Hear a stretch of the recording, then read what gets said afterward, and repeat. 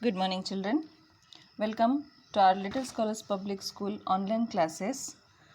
Today we are going to start our second history chapter, Sources of History.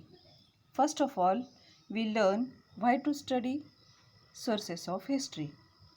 We study sources of history to understand how history is written, to know the concrete evidence of history, to validate the facts, to ensure that truth is recorded as history. I must tell you, children, there are three types of sources of history: material sources, written sources, and oral sources. We are going to learn these three sources through our chapter. Besides that, sources of ancient Indian history and precautions to be taken while writing history we are going to learn from this chapter.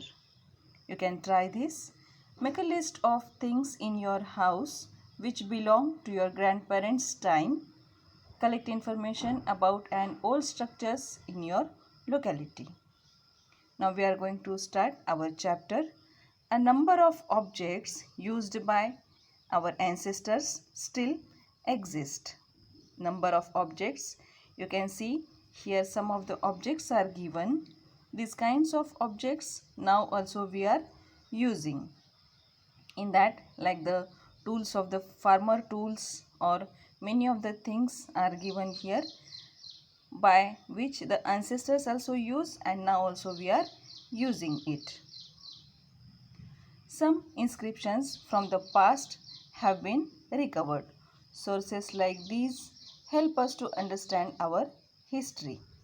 History can also be learned through customs and traditions, folk arts, folk literatures, as well as historical documents. Many of the ancient buildings also, monuments also, and folk literature also are available by which we can understand the history.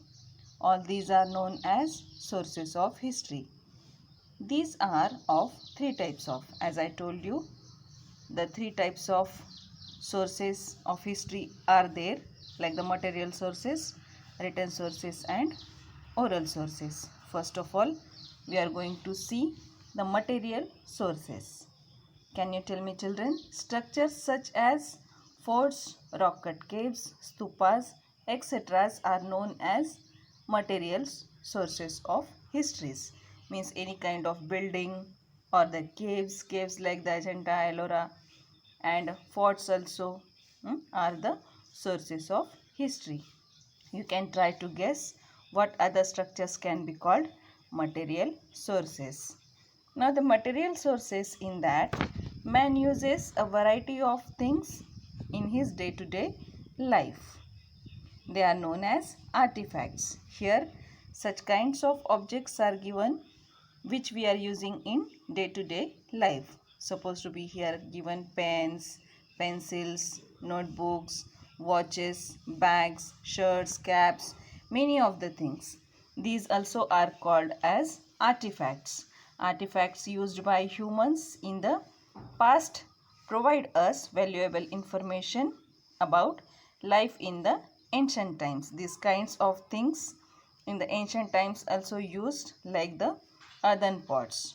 Earthen pots, by studying the shape, color, and designs on the pots heads, we can decide the period of ancient artifacts like the earthen pots by studying shape, color, and designs on ancient pots heads. Pots heads like the pieces of the pots. You can see here a different kind of designs also are given on these kinds of pots heads, by which we can understand how the ancient time period people were used these kinds of pots heads.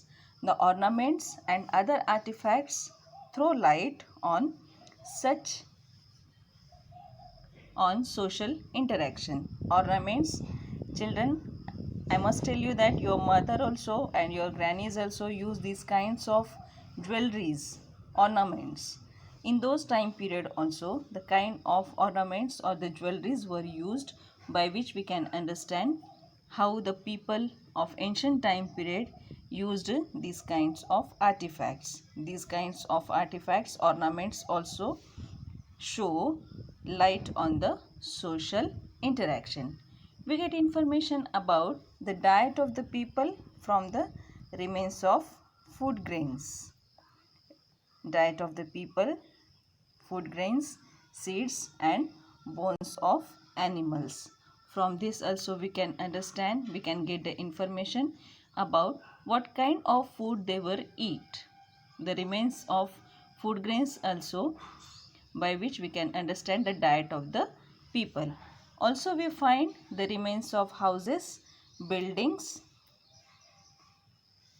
and in the different historical periods. The remains of houses and buildings also, like the olden buildings or the temples or the caves, by which we can understand the historical period. We also find ancient coins and seals. These are the ancient coins. If you have at your home these kinds of ancient coins, you can understand what kind of people use the currency in those time period. All these give us information about human activities in the past, like taking such kind of things by giving these kind of monies or the coins or the kind of seals also they were used as a citizen of that time period. All such artifacts, articles, monuments or their ruins are called the material sources of history. I must tell you children, food grains do not last long. They get easily infested and turn into powder. Whatever food grains you are available at your home, if you are not using it, it can be turned into powder. In ancient times, people used to roast food grains before grinding them. If a few grains got charred while roasting, they were thrown away. By these kinds of food grains, when before grinding it, they were roasted, and while roasting it, they may be charred. Such charred grains can remain intact for a very long period. During excavation, such charred grains can be recovered. When these are inspected in a laboratory, we come to know what grain it is, by which we can understand the food grain also and in which time period it can be used, and the diet of the people also we can understand through that. Children, up to this we have learnt the first part of our chapter. Tomorrow we will see the further chapter. Thank you.